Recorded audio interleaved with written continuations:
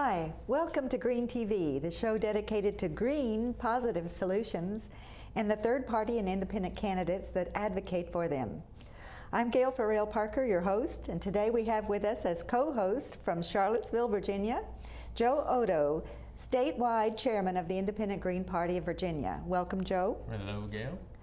I understand that you have helped our guest to run for Congress, and our guest today is Dr. Kent Hildebrandt, the independent Green candidate for U.S. Congress in Virginia's 5th Congressional District.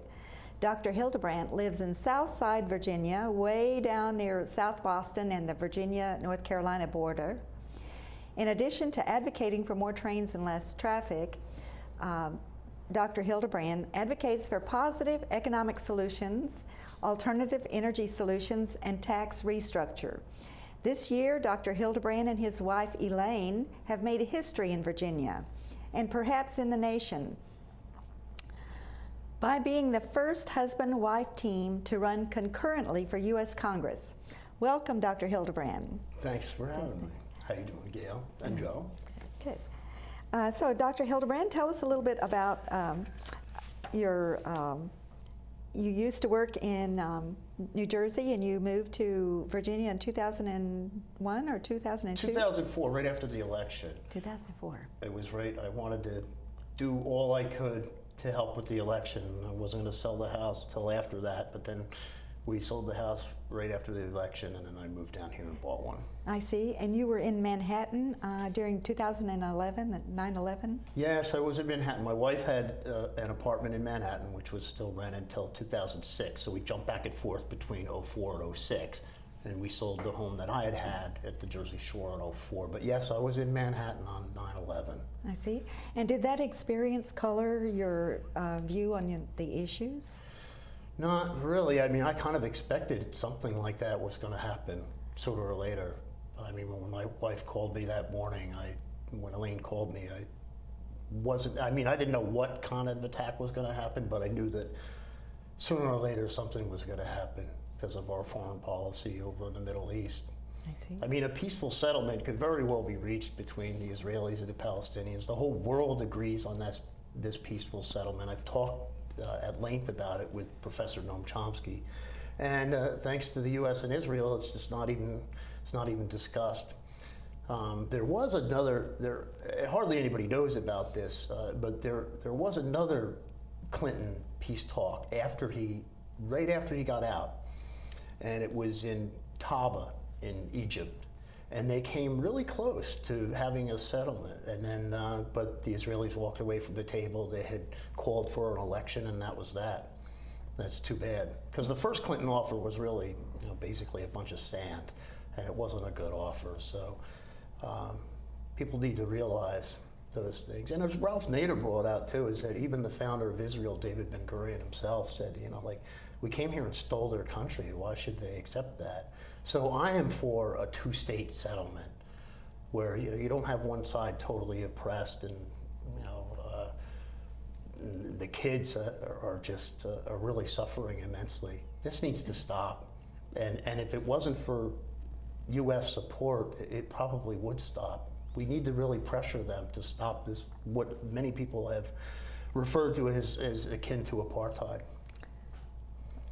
Very good. And Joe, just jump in whenever you... Stopping it would be one of the reasons that motivates you to run for Congress. You would withdraw funding for Israel and other various foreign interventions around the globe, I would guess? Definitely. Well, a lot of times, I brought this up too in talking with Noam. I remember with Egypt before the last big takeover, we were giving them $3 billion a year, but it was contingent that they buy $3 billion worth of weaponry from us. So that's not benefiting them, and it's not benefiting us either. It's benefiting the military-industrial complex. Right. We're selling them weapons. Exactly. And Noam brought out, he said, well, he wasn't familiar with that particular case, but he said that's kind of the norm. I see. We give aid, and they think it's going to hurting kids and stuff, and it's not. Dr. Hildebrandt, what factors influenced your decision to run as a third-party candidate or an independent? Well, I mean, I have very little faith in the two-party system. I left my practice in 2000 because I saw that Ralph Nader was running, and we could have had a more reasonable world. His platform was much more rational than his opponents. But back in 2000, they called him a spoiler just because he wanted to have a voice in there, when in fact, I mean, can you imagine if a scholar like Ralph Nader debated George W. Bush? You know, who said, you know, you teach a child to read and him or her will pass a literacy test, and all kinds of ridiculous things. They had a whole smorgasbord of Bushisms, is what they called them. And, you know, they misunderestimated me, all kinds of stuff. But I mean, a scholar like him debating Bush, it would have been a slam dunk. It's like, I'll just make this fast. One more time on Chomsky, because when he debated the former Dutch Minister of Defense, Frans Borkenstein, I think his name was, the guy at the end, just not toward the end, just looked at his watch and he said, "I gotta go," and he walked away to a laughing audience. So their main thing has been debate exclusion. So I'm really hoping to get in the debates. The reason why, to get back to your question, why am I running, is because Kerry Campbell, when he saw me interview Dr. Jill Stein in the streets of DC last time, she was running for president, and he saw my interview, and then he asked me afterwards if I wanted to run. And I said no, and he said, "Well, you got anyone else in mind?" I said no. And then from there I said, "Oh, well, I would call my wife with a decision," and I ran. And I really haven't stopped running since then. That was 2012. So you have run for office before, and Last time. Yes, you know what it's involved in running as an independent. And I followed elections and wrote a book, which for now is available for nothing at oftopconcern.com. And it's covered these elections. We've covered, you know, a lot of the continental U.S., driving back and forth, various races and this and that. So when you say you covered, that means you've probably picked up information that the mass misinformation media has not elaborated upon. Right. Can you give us a couple of examples of maybe some really outstanding examples that come to mind, some third-party people you know that are making some waves, or do you have any specifics in that book, or what? What I saw is that there were answers that they were giving, and they were saying, "Look, let's stop making a plant illegal." I mean, in the case of cannabis, I mean, you have like 750,000 people arrested every year for possession of a plant, which is illegal because of known propaganda from the 30s, and that's just ridiculous too, and it takes away from resources that could be used finding missing children, missing people. I mean, I've told you before, Joe, that it's you know, hundreds of thousands of kids go missing every year. They'd be finding more of those missing kids if they weren't out there, you know, chasing people for possession of a plant. So you see lots of medicinal purposes for of course, there's medicinal purposes too. And hemp, back in the February 1938 issue of Popular Mechanics, was called a $1 billion crop with 25,000 different uses. Now, $1 billion, they didn't talk billions in February 1938. So now it's been estimated to be like $1 trillion crop, which gives us a little hope to overcome this $17 trillion debt that we have. And another thing that would help that $17 trillion debt is if we reverted the tax structure, as Nader had suggested, back to what it was like in the 60s. And your district has a lot of unemployment as well, does it not? Our district is poor. I mean, there's been catastrophic changes because of the NAFTA and the World Trade Organization. It's just a bunch of closed factories, whereas hemp would help revitalize our district. But not only our district, the whole, you know, would help everywhere in the United States. I mean, here you have something that could be used as fuel, like as Ralph Nader admitted, that it would reduce our reliance on foreign oil. And some people have said could even eliminate totally our reliance on foreign oil. Great point, Ken. And you know, one thing I recall Ralph saying too is that the only reason we don't have more solar power is because ExxonMobil doesn't own the sun. Yeah. But you're in a ripe district with a big rural area, and your wife's district as well, in the neighboring 6th district, the Shenandoah Valley, rich, rural, agricultural. I mean, you could do two great things from what I'm hearing. You can grow hemp everywhere and help us have a cash crop, but you could also have solar farms, which would be an amazing expansion of weaning us off fossil fuels and You know, we wouldn't even have to build all these new power lines or to buy new nuclear plants. Well, the other thing about hemp too is that, you know, yes, it has to combust in order to burn, okay, but whatever you combust, in the growing process, due to photosynthesis, you're eating up that CO2 and you're putting oxygen back out there. So that's going to help, you know, negate some of that. So what is the sentiment of the folks as you're making the rounds, you and Elaine? Are you getting good feedback from this? Very good feedback. Very good feedback. It's got to spread. It's got to, you know, people can't be apathetic. It's not going to come easy. I heard you weren't raising any money. No, I'm not trying. I'm raising effort. We're trying to raise effort. Right. My opponent spent $2 million last time for a $175,000 job. Why? Now, if you want to continue to let money dictate, then you're going to have irrationality in your politics, and that's our situation. And you're going to have people arrested.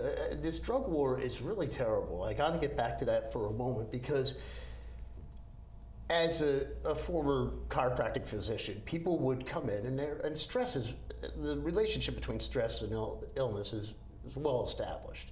And you see, if somebody's shoulders are raising up like that all day long, you'll see those trapezius muscles all day long are like this, but they're worried about their finances, they're worried about their kid going to jail, or their mother or son or whatever. And this kind of stress I saw was just totally unnecessary, and it's brought on us because you have these puppeteers whose campaigns are funded by special interests, and they keep answers away from us, and they keep making problems, like having cannabis illegality, which everybody knows is based on bogus propaganda.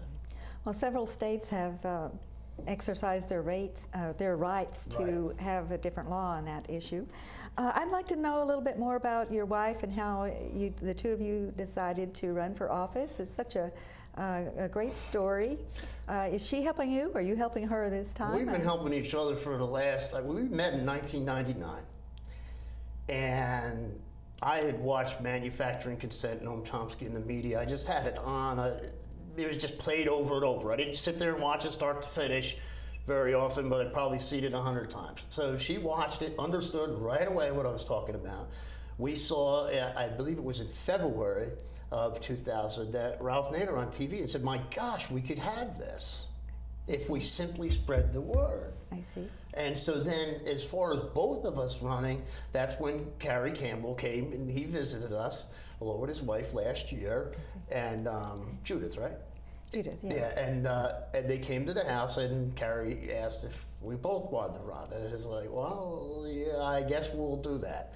And it's certainly, and we have gotten some media attention. That's what you said about the media, and you know, they do come through sometimes, and WDBJ 7 has come through for us, giving us a little bit here and there, right. And that's good. But what we really need to do is get into the debates. That's what's important. Certainly. Just one more question, and then we'll cut to this WDBJ 7 Roanoke tape. But how long have you and Elaine been married? We've been married, we got married in the end of 2002. I see. Great, a wonderful time. So if we could cut now to the WDBJ 7 tape, Love and Politics. For the first time in Virginia history, a husband and wife are running for Congress. Ken Hildebrandt has run before, losing to Robert Hurt in 2012. Now he is running again, and this time his wife wants to potentially join him in the House of Representatives. I'm Elaine Hildebrandt, and I'm running for U.S. Congress here in the 6th District. The Roanoke City Market, where ideas are traded as freely as the produce. Elaine and Ken Hildebrandt certainly think so. And I'd like to give you my card and ask that you look at the site and check it out and chat it up, because we're not asking for money from anybody, just people's effort that everyone can give. The husband and wife team hope to represent a large part of Southwest Virginia as candidates for the Independent Green Party. Ken in Robert Hurt's 5th District in Southern Virginia, and Elaine in the 6th against Bob Goodlatte. The main plank in their platform, industrial hemp. It still seems like a far out there idea. How do you reconcile that? No, it that? hasn't. And talking with people getting on the ballot, it hasn't been. It's time for real change, but you know, our positions, I mean, we're laying out how that change can happen. You know, we're not just saying hope and belief. This will be the second go-around for Ken after gaining about 2% of the vote 2 years ago in the 5th district election. Now both of them hope and believe they will do much better. What's the main motivation to run? What do you see is the reason why you need to be in this race? Well, I mean, we consider that our planet's future is at stake right now. Both Hildebrandts are hoping to poll at a high enough number to possibly debate their other candidates as we draw closer to Election Day. So, Ken, that was a great interview there, and it's great to see that you got in the mix here. You're running for office for Congress, which means you probably have legislation you and Elaine are probably preparing, getting ready to sponsor. This is Green TV, so tell us environmentally, green-wise, what kind of issues would you like to pursue while you're down in Capitol Hill there? Well, of course, industrial hemp. That's number one. That has to be legalized. You have people like Kentucky who are saying, the state of Kentucky, that we're ready to go as soon as you pass this federally, but no farmer wants to risk going to jail for 5 years. So, we need to start that immediately. Is this something that can be done more from the state level first, or do we need federal legislation? We need federal legislation because otherwise, the feds override the state's rights. So you can't. That's why farmers in Kentucky are not going to be growing it right now. But what we're finding with Colorado and Washington having put the legalization, the feds could still go in and make trouble for that. They could, but you're not talking about people growing acres and acres of hemp. Right. So that's the difference there, I think. And do you think people understand the distinction that hemp is not actually medicinal? Marijuana. Well, the difference is, they're related plants, but they go under the same umbrella. You could smoke a telephone pole of hemp and you're not going to get high. Right. It has very, very little THC. But the two plants are near indistinguishable. The hemp grows higher, it doesn't flower out, and so forth. But you really need to have it legal on the federal level, especially to have mass growing like that. I think in Colorado they're allowed like 10 or 12 plants or something like that. So that's that's way different than what we're talking about here. So, but still, the feds could go in there, and they did apparently with some of the with California, with the medicinal marijuana, and some of the places did get busted and so forth, which is insanity. But then again, I remember one time Elaine and I were at a rest stop and we saw on TV and they had a big thing of anti-marijuana, and then at the end it said brought to you by, and it mentioned these pharmaceutical companies. Right. They can't get a bite out of it. And I'll tell you something too. The U.S. isn't doing very well health-wise. We used to rank, and it was terrible then. I remember Chomsky bringing up that we were like 20-something in life expectancy. Well, now we're in the high 40s in life expectancy. Now, you can't blame that strictly on medicine, but you can partially blame that on medicine. So, we need to, if marijuana can be used to help alleviate people, that it needs to be out there at their disposal. Here you have people coming back from Afghanistan and Iraq, post-traumatic stress disorder, and they can't even get something that help them. Well, when you look at the incarceration rate, I believe in 1972 there were 300,000 people incarcerated in the U.S. and now there's 2,300,000. 2.5 million. Yeah, close to that even. Yeah, it could be. There's something wrong with those statistics, I think. Well, and then also, if I could just interject for a second, is that that's come at a cost of having more real criminals at large, because if our law enforcement are busy chasing people for plant possession, then they're not chasing murderers and pedophiles and rapists and finding missing kids. And that's why the murder rates were solved they said they solved 90% of murders back in the 60s or around 1970, the 300,000 figure you gave. And yet here we have 2,300,000 and only 63% of homicides are solved. This morning there was a feature where Kansas is saying that they are dealing with the aftermath or the throes of Colorado's new laws in traffic accidents. Does this drug impair operation of a vehicle? No, it doesn't. It doesn't affect your coordination apparently there could be a little bit, but people tend to overcompensate for that because of the way the drug also works. So it basically negates it. Well, one thing It's not like you're walking, you can't walk a straight line and it affects muscle and motor control. It doesn't do that. it is pretty amazing that a drug like alcohol is legal, you know, Yeah. and it is much more dangerous to be impaired under that. But let's get to the subject of safer driving, and maybe Yeah. rail would be a good solution. Now, we advocate for rail being built across the state, high-speed rail connecting Roanoke to Washington, to Richmond. What do you think the folks down your way would think about that? Well, I'll tell you, where we live, it's very rural. But you're rural, but I'm talking about Roanoke's in your district, man. So wouldn't that affect? Roanoke is in Elaine's district, but I mean, of course, it would be nice to have rails. And I'll tell you what, those trains could be made out of hemp. You Really? can Google Right. there's a 30-second video of somebody taking an axe and smacking the trunk of a car that was made out of hemp that Henry Ford had made, I believe, in 1941. So you could make couldn't those damage trains it. out of hemp, couldn't dent it. It's now Tougher than steel. Now let's view Dr. Hildebrandt's spotlight feature.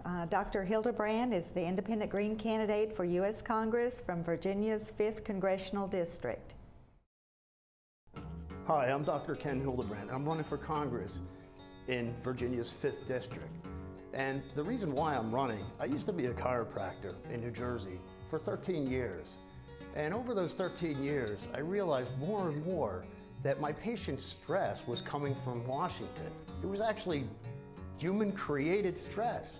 More and more, I saw that people were behind the 8 ball financially.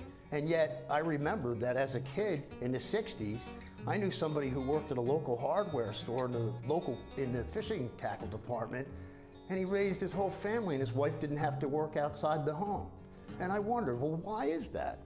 Well, let me tell you part of the reason why it is, and that's that in the 1960s, or early 1960s, when Eisenhower left office, the wealthiest were taxed 90% on their highest income. Now that figure is down to 39.6%.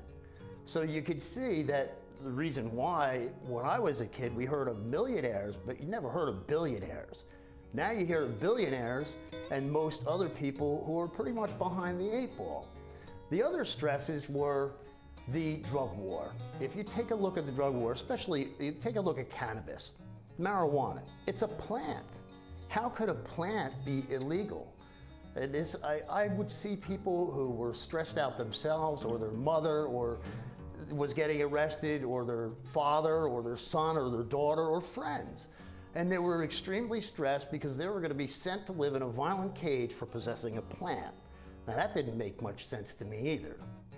And as it turns out, as I researched matters even more, I found out that there's a cousin plant to cannabis, hemp.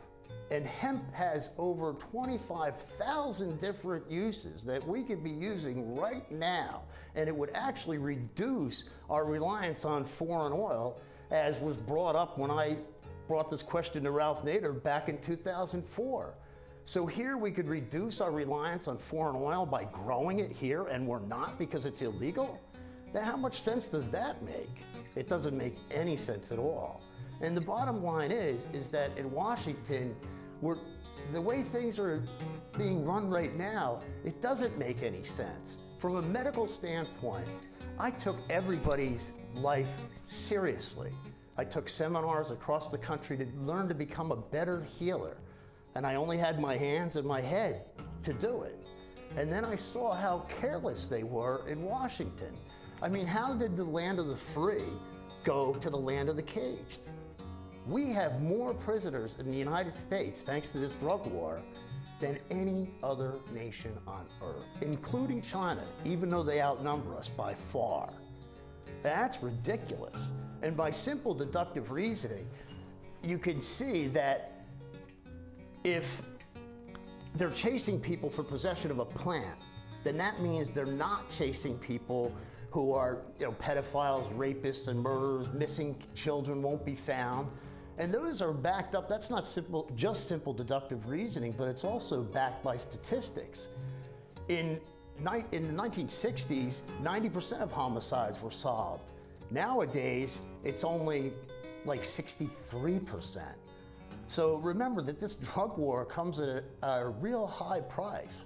It comes at a price of leaving more pedophiles, rapists, murderers at large, more missing children. And what are we doing? Sending people to live in cages? How will future historians look back at this time? I mean, seriously. So, over the years, things have gone. Back in 2000, people thought, well, some outsider, they're a spoiler. Well, that myth has gone out the window. And it's been replaced by another myth that is, why even try? Well, let me tell you something. In Congress right now, there are no independents at all who weren't once part of the game themselves, one of the two parties. And they're all, basically, they still have the same puppeteers, the same big corporate interests and other special interests fund their campaigns, and therefore we live in a very irrational world. So a better world is possible. Please check out electken.com and give us a chance. Help spread the word, put effort in to overcome their big bucks, and we'll win. I'll only be one voice in Washington, but I'll be one voice in Washington who's telling it like it is, and that's more than we have now. Thank you. Thank you very much, Dr. Kent Hildebrandt, for being on our show today, and we look forward to meeting your lovely bride, Elaine. And thank you, Joe, for joining us today as co-host. And thank you for tuning in today to Green TV. You can learn more about Dr. Hildebrandt on his website, www.electken.com. Please join us again. Our next guest will be Tarek Salahi, reality TV star who got into hot water when there was a mix-up in his invitation to a White House party. Tarek Salahi is the independent Green candidate for Congress in Virginia's 7th Congressional District. In time, we look forward to growing Green TV to a live presentation with a phone-in opportunity to hear your positive solutions. I'm Gail Farrell Parker. See you again next time.